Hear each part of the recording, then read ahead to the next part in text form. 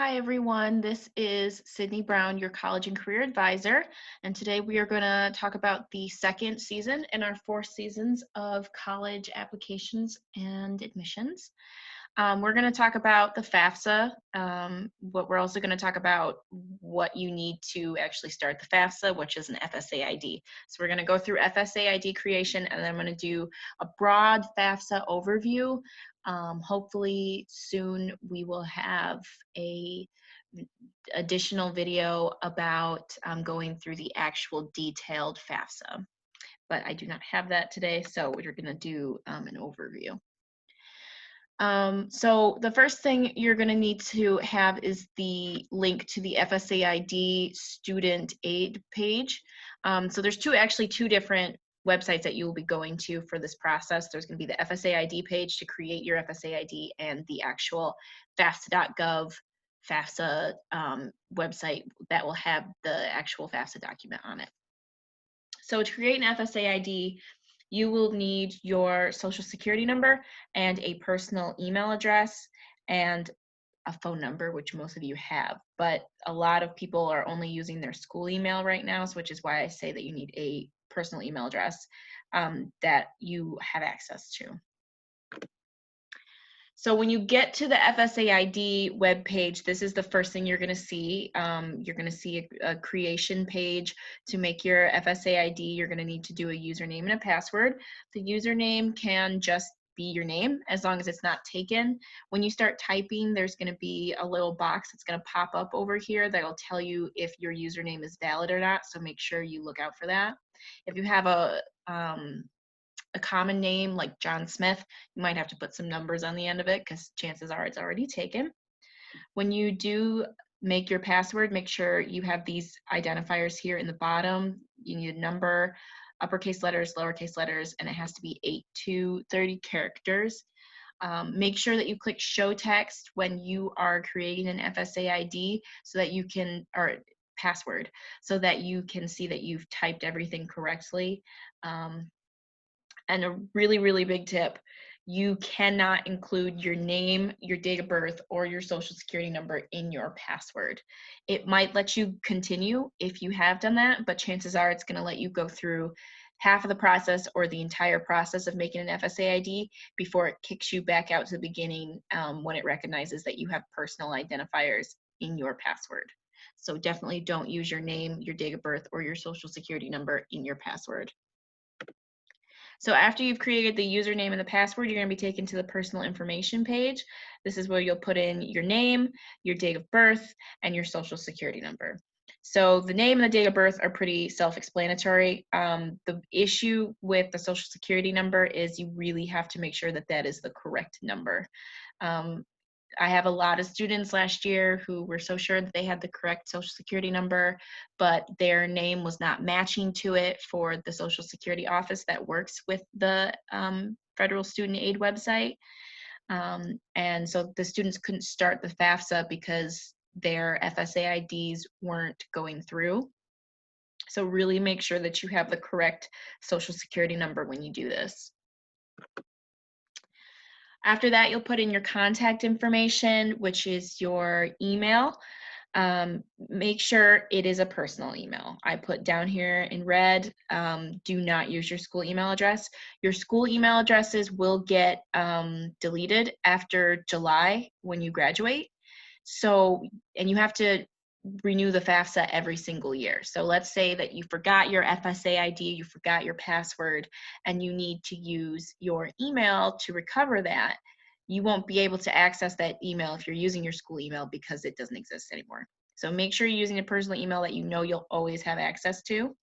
And then the next thing would be to put in your phone number. This is another way to recover your username and password if you forget it. So you kind of have, at this point, 2 levels of recovery, which is your email and your phone number. Make sure this box is clicked so that they know that you want to use your phone number to recover your information if need be.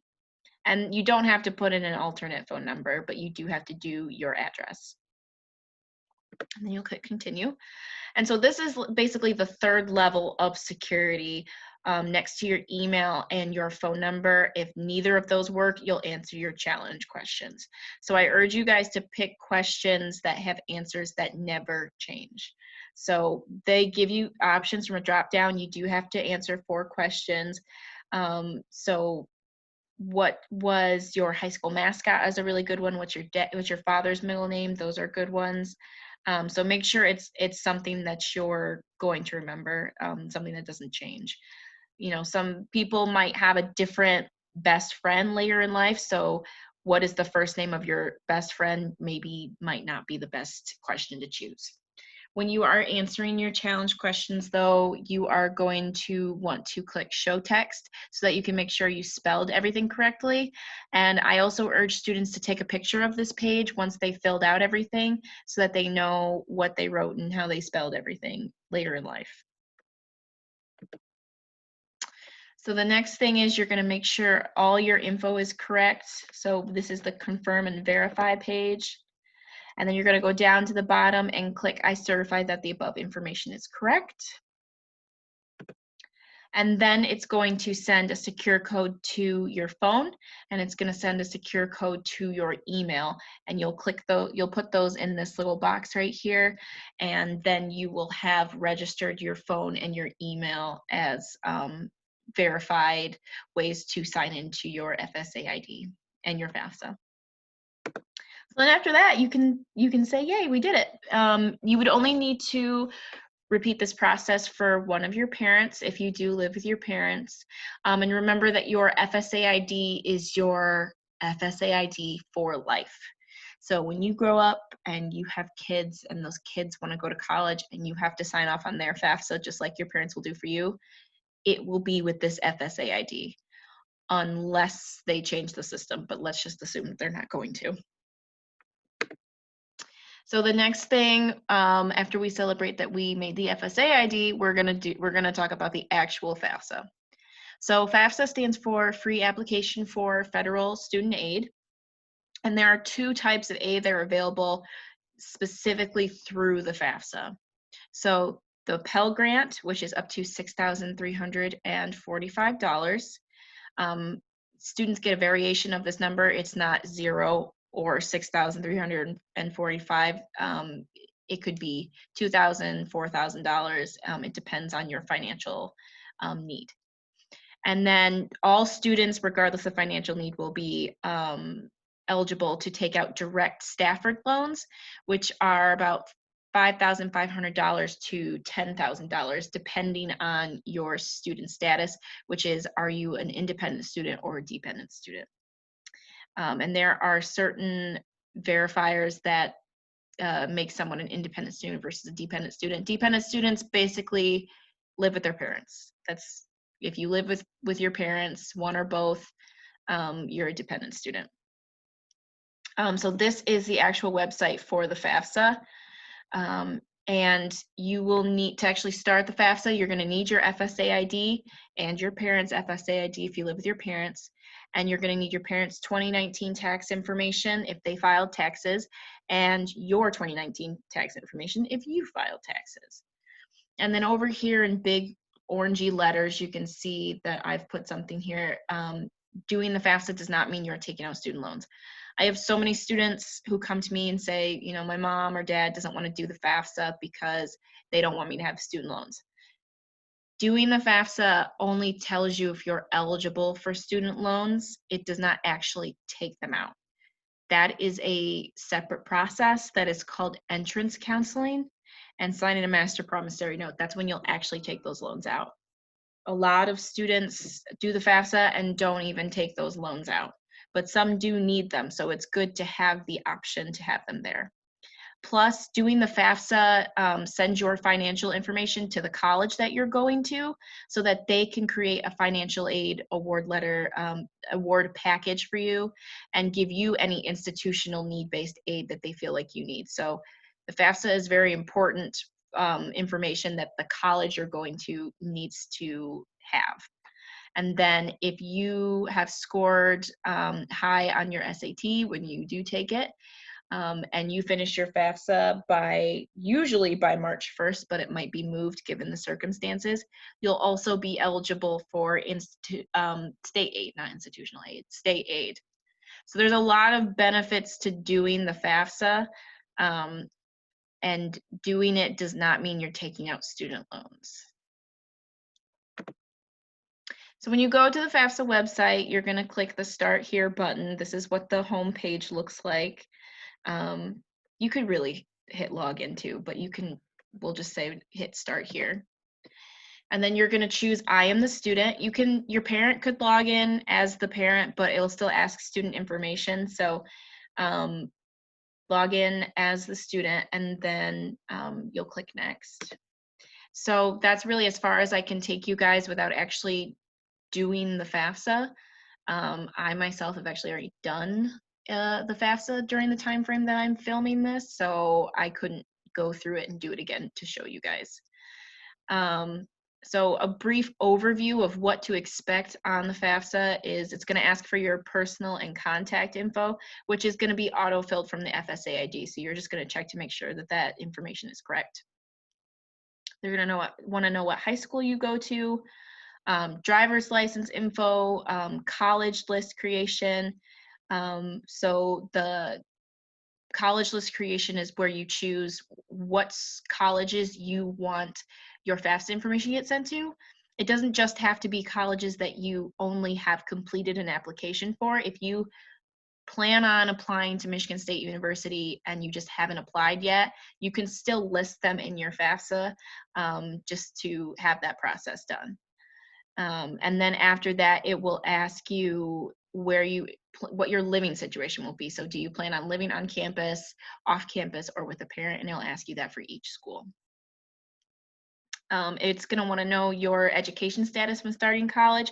So it's going to ask if you have received a high school diploma by the time you will have started college, if you're going to be a first-year college student, have you ever attended before? It asks if you have a degree before starting at college, which I don't know why it asks that, but it does. And they'll ask if you want to be considered for federal work study, which is an on-campus job, and I always just tell students to say yes, because there's nothing wrong with being considered for an on-campus job. It's going to want to know your household size, so based with you and how your parent or parents, how many other people live in the house. And then it's going to ask several questions sporadically throughout the FAFSA about to check student dependency, which is questions like, have you ever been in the foster care system? Are you at risk of being homeless? Or have you ever been homeless? And then a checklist of things about, being an active member of military, or being an emancipated minor, or stuff like that. And then it's going to want to know your student financials, but it will ask your parent financials first. So for the parent section, it's pretty straightforward. They want the personal and contact information of your parents, and then parent financials. So tax information to be put in. And once that section is done, then it'll ask the student financials. And once that section is done, you will both review and sign off on the FAFSA, and then you will be done. Which I know is a lot of information, but we will most likely go into it in more detail when we have one-on-one meetings. So things to remember for the FAFSA. Once you start it, you have 45 days to complete the FAFSA and submit it before all your information is wiped from the document. It's not that big of a deal if all your information gets wiped. You just start over. Even if you hit save after 45 days, everything's going to get wiped. So always remember to click save anyway, just so you don't lose any data if you go out of the FAFSA and come back like a day later. In the section for choosing a high school, after you type in what high school you go to, instead of clicking next, make sure you click search so that you can officially choose what high school you go to. And it can attach you to a high school. This is more for me when I pull FAFSA lists. I like it to be as accurate as possible, so that helps the lists to be as accurate as possible. So if you need any help with FAFSA or you have any questions about it, you can always contact me, sbrown@jacksoncac.org, or you can contact my office, 517-990-0671. Even if I'm not in the office that day, there will be an advisor in the office who will be able to answer your questions, or get in contact with me so I can answer your questions. So this concludes our second presentation. Again, if you guys need any help, please let me know. And I'm looking forward to meeting with you guys about the FAFSA.